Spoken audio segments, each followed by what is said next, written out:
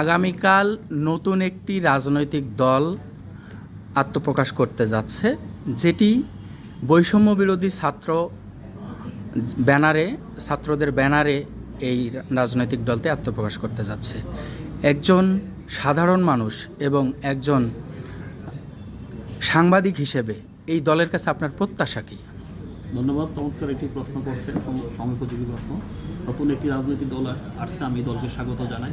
এই দলের প্রতি আমার প্রত্যাশা, তারা যাতে গণতন্ত্র, মানবাধিকার, আইনের শাসন, ন্যায় বিচার এইগুলো সামনে রেখে তারা যাতে তাদের রাজনীতি করে, এবং রাজনীতি মানেই যে চাঁদাবাজি, সিন্ডিকেট সাথে জড়িত, সন্ত্রাসী, এই সমস্ত কর্মকাণ্ডকে তারা যেন বর্জন করে দেশপ্রেমে উদ্বুদ্ধ হয়ে দেশের স্বাধীনতা, সার্বভৌমত্ব, গণতন্ত্রকে সমুন্নত রাখার জন্য তারা যত রাজনীতি করে, আমার এটাই প্রত্যাশা নতুন রাজনৈতিক দলের প্রতি।